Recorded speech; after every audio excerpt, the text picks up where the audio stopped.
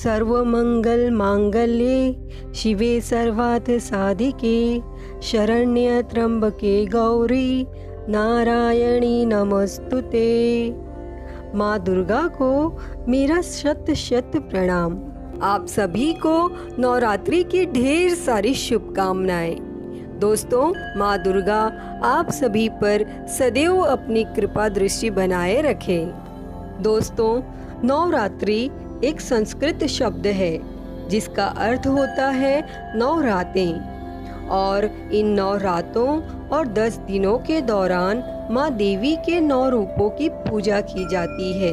दोस्तों, हिंदू धर्म में माता पार्वती के 9 रूपों को एक साथ 9 दुर्गा कहा जाता है, और दुर्गा का अर्थ है जीवन के सभी दुखों को हटाने वाली। 9 दुर्गा को पापों की विनाशिनी कहा जाता है। दोस्तों, हर देवी के अलग अलग वाहन हैं, अस्त्र शस्त्र हैं, परंतु यह सब एक ही हैं। दोस्तों, नवरात्रि में हर दिन माँ दुर्गा के अलग अलग स्वरूपों की पूजा की जाती है। माँ दुर्गा के अलग अलग स्वरूप इस प्रकार हैं: माँ शैलपुत्री, माँ ब्रह्मचारिणी, माँ चंद्रघंटा, माँ कुष्मांडा, माँ स्कंद माता, माँ कात्यायनी, माँ कालरात्रि, माँ महागौरी और माँ सिद्धिदात्री। तो दोस्तों, आइए अब सुनते हैं नवरात्रि की व्रत कथा। अतः आप सभी से विनम्र निवेदन है कि यह कथा अंत तक जरूर सुने। एक समय बृहस्पति जी बोले, हे ब्रह्मा जी, आप अत्यंत बुद्धिमान, सर्वशास्त्र और चारों वेदों को जानने वालों में श्रेष्ठ हैं। हे प्रभु, कृपा कर मेरा वचन सुनिए।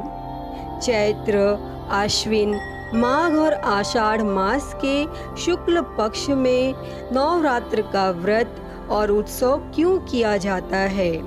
हे भगवान, इस व्रत का फल क्या है और इसे किस प्रकार करना उचित है? और पहले इस व्रत को किसने किया, सो विस्तार से कहिए। तब बृहस्पति जी का ऐसा प्रश्न सुनकर ब्रह्मा जी कहने लगे कि हे बृहस्पति, प्राणियों का हित करने की इच्छा से तुमने बहुत ही अच्छा प्रश्न किया है। जो मनुष्य मनोरथ पूर्ण करने वाली दुर्गा, महादेवी, सूर्य और नारायण को ध्यान करते हैं, वे मनुष्य धन्य हैं। यह नवरात्र व्रत संपूर्ण कामनाओं को पूर्ण करने वाला है। इसके करने से पुत्र चाहने वाले को पुत्र, धन चाहने वाले को धन, विद्या चाहने वाले को विद्या और सुख चाहने वाले को सुख मिल सकता है। इस व्रत को करने से रोगी मनुष्य का रोग दूर हो जाता है और कारागार में पड़ा हुआ मनुष्य बंधन से छूट जाता है। मनुष्य की तमाम विपत्तियां दूर हो जाती हैं और उसके घर में संपूर्ण संपत्तियां आकर उपस्थित हो जाती हैं। बंध्या और काक बंध्या को इस व्रत के करने से पुत्र हो जाता है। समस्त पापों को दूर करने वाले इस व्रत के करने से ऐसा कौन सा मनोरथ है जो सिद्ध नहीं हो सकता? जो मनुष्य इस अलभ्य मनुष्य देह को पाकर भी नवरात्र का व्रत नहीं करता है, वह माता पिता से हीन हो जाता है, अर्थात उसके माता पिता मर जाते हैं और वह अनेक दुखों को भोगता है। उसके शरीर में कुष्ठ हो जाता है और वह अंगहीन हो जाता है और उसको संतान उत्पत्ति नहीं होती। इस प्रकार वह मूर्ख अनेक दुखों को भोगता है। इस व्रत को न करने वाला निर्दयी मनुष्य धन और धान्य से रहित हो भूख और प्यास के मारे पृथ्वी पर घूमता है और गूंगा हो जाता है। यदि व्रत करने वाला मनुष्य सारे दिन का उपवास न कर सके तो एक समय भोजन करे और उस दिन बांधवों सहित नवरात्र व्रत की कथा का श्रवण करें। हे बृहस्पति, जिसने पहले इस महाव्रत को किया है उसका पवित्र इतिहास मैं तुम्हें सुनाता हूँ। तुम सावधान होकर इसे सुनो। इस प्रकार ब्रह्मा जी के वचन सुनकर बृहस्पति जी बोले कि हे ब्रह्मा जी, मनुष्यों का कल्याण करने वाले इस व्रत के इतिहास को मेरे लिए कहिए। मैं सावधान होकर इसे सुन रहा हूँ। आपकी शरण में आए हुए मुझ पर अपनी कृपा करिए। तब ब्रह्मा जी बोले, पिठथ नाम के मनोहर नगर में एक अनाथ नाम का ब्राह्मण रहता था। वह भगवती दुर्गा का भक्त था। उसके यहाँ संपूर्ण सद्गुणों से युक्त मानो ब्रह्मा जी की सबसे पहली रचना हो ऐसी यथार्थ गुणों वाली सुमति नाम की एक अत्यंत सुंदर पुत्री उत्पन्न हुई।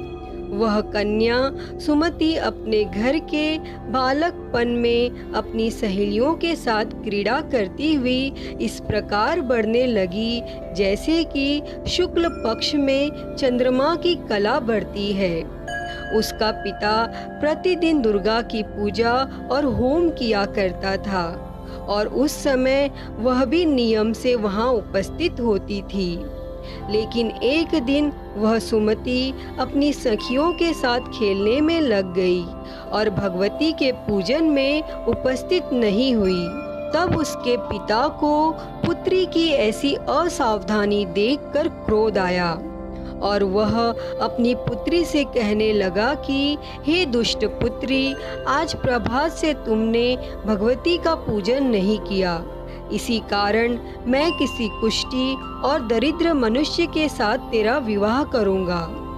और इस प्रकार कुपित पिता के वचन सुनकर सुमति को बड़ा दुख हुआ और वह अपने पिता से कहने लगी कि हे पिताजी, मैं आपकी कन्या हूँ। मैं आपके सब तरह से अधीन हूँ। जैसी आपकी इच्छा हो आप मेरा विवाह कर सकते हो। होगा वही जो मेरे भाग्य में लिखा है। मेरा तो इस पर पूर्ण विश्वास है। मनुष्य न जाने कितने मनोरथों का चिंतन करता है, पर होता वही है जो भाग्य में विधाता ने लिखा होता है। जो जैसा करता है उसको फल भी उसी कर्म के अनुसार ही मिलता है, क्योंकि कर्म करना मनुष्य के अधीन है पर फल देव के अधीन है। फिर क्या था, जैसे अग्नि में पड़े हुए तृणदी उसको अधिक प्रदीप्त कर देते हैं, उसी तरह अपनी कन्या के ऐसे निर्भयता से कहे हुए वचन सुनकर उस ब्राह्मण को अधिक क्रोध आया। तब उसने अपनी कन्या का विवाह एक कुष्ठी के साथ कर दिया और अत्यंत क्रुद्ध होकर अपनी पुत्री से कहने लगा कि जाओ जाओ, जल्दी जाओ और अपने कर्म का फल भोगो। देखें केवल भाग्य के भरोसे पर रहकर तुम क्या करती हो।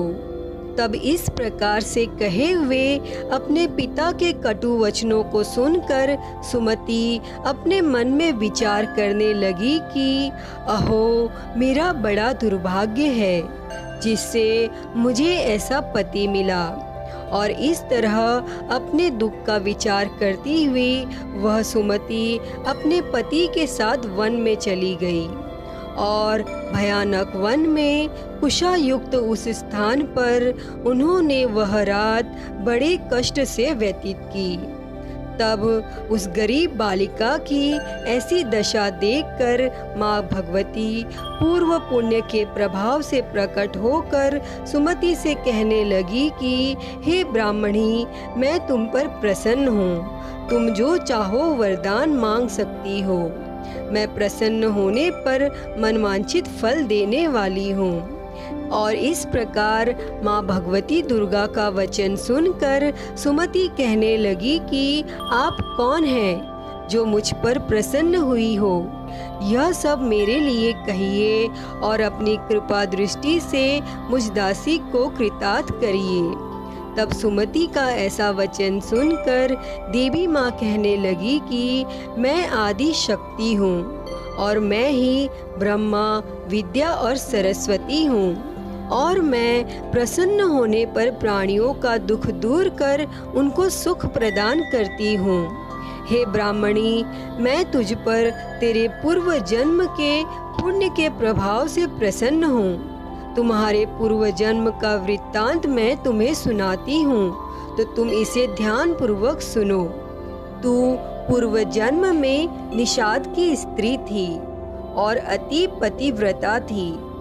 एक दिन तेरे पति निषाद ने चोरी की और चोरी करने के कारण तुम दोनों को सिपाहियों ने पकड़ लिया और ले जाकर जेल खाने में कैद कर दिया। तब उन लोगों ने तुझको और तेरे पति को भोजन भी नहीं दिया। तब इस प्रकार नवरात्र के दिनों में तुमने ना तो कुछ खाया और ना ही जल पिया। इस तरह 9 दिन तक नवरात्र का व्रत हो गया। हे ब्राह्मणी, उन दिनों में जो व्रत हुआ उस व्रत के प्रभाव से मैं प्रसन्न होकर तुम्हें मनोवांछित वस्तु दे रही हूँ। तुम्हारी जो इच्छा हो सो मांग लो। तब इस प्रकार माँ दुर्गा के कहे वचन सुनकर सुमति बोली कि हे माँ, अगर आप मुझ पर प्रसन्न हैं तो मैं आपको प्रणाम करती हूँ। कृपा करके मेरे पति के कोढ़ को दूर कर दीजिए। तब माँ कहने लगी कि उन दिनों में जो तुमने व्रत किया था उस व्रत के एक दिन का पुण्य अपने पति का कोढ़ दूर करने के लिए अर्पण करो और मेरे प्रभाव से तेरा पति कोढ़ से रहित और सोने के समान शरीर वाला हो जाएगा।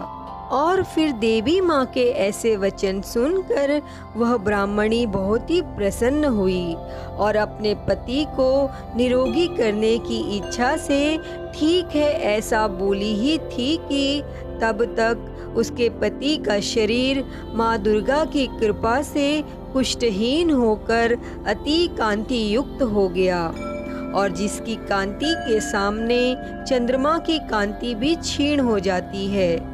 फिर वह ब्राह्मणी अपने पति के मनोहर देह को देखकर माँ दुर्गा को अति पराक्रमी वाली समझकर उनकी स्तुति करने लगी कि हे माँ दुर्गे, आप दुर्गत को दूर करने वाली, तीनों जगत का संताप हरने वाली, समस्त दुखों को दूर करने वाली, रोगी मनुष्य को निरोग करने वाली, प्रसन्न होने पर मनोवांछित वस्तु को देने वाली और दुष्ट मनुष्य का नाश करने वाली हो। तुम ही सारे जगत की माता और पिता हो। हे अम्बे माँ, मुझ अपराध रहित अबला को मेरे पिता ने कुष्ठा के साथ विवाह कर मुझे घर से निकाल दिया और उनकी निकाली हुई मैं पृथ्वी पर घूमने लगी और आपने ही मेरा इस आपत्ति रूपी समुद्र से उद्धार किया। हे माँ दुर्गा, मैं आपको प्रणाम करती हूँ, मुझ दीन की रक्षा करो। और तब ब्रह्मा जी बोले कि हे बृहस्पति, इसी प्रकार उस सुमति ने मन से देवी माँ की बहुत स्तुति की और उसकी स्तुति सुनकर देवी माँ को बहुत संतोष हुआ और देवी माँ ब्राह्मणी से कहने लगी कि हे ब्राह्मणी, तुम्हें उदालय नाम का एक अति बुद्धिमान, धनवान, कीर्तिवान और जितेंद्रिय पुत्र शीघ्र ही होगा। तब ऐसा कहकर देवी माँ फिर उस ब्राह्मणी से कहने लगी कि हे ब्राह्मणी, और कुछ तेरी इच्छा हो तो वह मनवांछित वस्तु भी तुम मांग सकती हो। तब ऐसा भगवती दुर्गा का वचन सुनकर सुमति बोली कि हे माँ दुर्गे, अगर आप मुझ पर प्रसन्न हैं तो कृपा करके मुझे नवरात्रि की विधि बताइए। हे दयावंती, जिस विधि से नवरात्र व्रत करने से आप प्रसन्न होती हैं, उस विधि और उसके फल को मेरे लिए विस्तार से वर्णन कीजिए। तब इस प्रकार ब्राह्मणी के वचन सुनकर माँ दुर्गा कहने लगी कि हे ब्राह्मणी, मैं तुम्हारे लिए संपूर्ण पापों को दूर करने वाली नवरात्र व्रत की विधि को बतलाती हूँ, जिसको सुनने से तमाम पापों से छूटकर मोक्ष की प्राप्ति हो जाती है। आश्विन मास के शुक्ल पक्ष की प्रतिपदा से लेकर 9 दिनों तक विधि पूर्वक व्रत करें। यदि दिन भर का व्रत न कर सकें तो एक समय का भोजन करें और पढ़े लिखे ब्राह्मणों से पूछकर घट स्थापना करें और वाटिका बनाकर उनको प्रतिदिन जल से सींचें। महाकाली, महालक्ष्मी और महासरस्वती की मूर्तियां बनाकर उनकी नित्य विधि सहित पूजा करें और पुष्पों से विधि पूर्वक अर्घ्य दें। और बिजौरा के फूल से अर्घ्य देने से रूप की प्राप्ति होती है। जायफल से कीर्ति, दाख से कार्य की सिद्धि होती है। आंवले से सुख और केले से भूषण की प्राप्ति होती है। इस प्रकार फलों से अर्घ्य देकर यथाविधि हवन करें। खांड, घी, गेहूं, शहद, जौ, तिल, बिंब, नारियल, दाख और कदम इनसे हवन करें। गेहूं होम करने से लक्ष्मी की प्राप्ति होती है। खीर व चंपा के पुष्पों से धन तथा पत्तों से तेज और सुख की प्राप्ति होती है। आंवले से कीर्ति और केले से पुत्र की प्राप्ति होती है। कमल से राज सम्मान और दाखों से सुख संपत्ति की प्राप्ति होती है। व्रत करने वाला मनुष्य इस विधान से होम कर आचार्य को अत्यंत नम्रता के साथ प्रणाम करे और यज्ञ की सिद्धि के लिए उसे दक्षिणा दें। और इस महाव्रत को इस बताई हुई विधि के अनुसार जो कोई करता है उसके सभी मनोरथ सिद्ध हो जाते हैं। इसमें तनिक भी संशय नहीं है कि इन 9 दिनों में जो कुछ दान आदि दिया जाता है उसका करोड़ों गुना फल मिलता है। इस नवरात्र के व्रत को करने से अश्वमेघ यज्ञ का फल मिलता है। हे ब्राह्मणी, इस संपूर्ण कामनाओं को पूर्ण करने वाला उत्तम व्रत को तीर्थ, मंदिर अथवा घर में ही विधि के अनुसार करें। तब ब्रह्मा जी बोले कि हे बृहस्पति, इस प्रकार ब्राह्मणी को व्रत की विधि और फल बताकर देवी माँ अंतर ध्यान हो गई। जो मनुष्य या स्त्री इस व्रत को भक्ति पूर्वक करता है वह इस लोक में सुख पाकर अंत में दुर्लभ मोक्ष को प्राप्त होता है। हे बृहस्पति, यह दुर्लभ व्रत का महात्म्य मैंने तुम्हारे लिए बतलाया है। तब ब्रह्मा जी के ऐसे वचन सुनकर बृहस्पति जी आनंद के कारण रोमांचित हो गए और ब्रह्मा जी से कहने लगे कि हे ब्रह्मा जी, आपने मुझ पर अति कृपा की है जो अमृत के समान इस नवरात्रि व्रत का महात्म्य सुनाया। हे प्रभु, आपके बिना और कौन इस महात्म्य को सुना सकता है।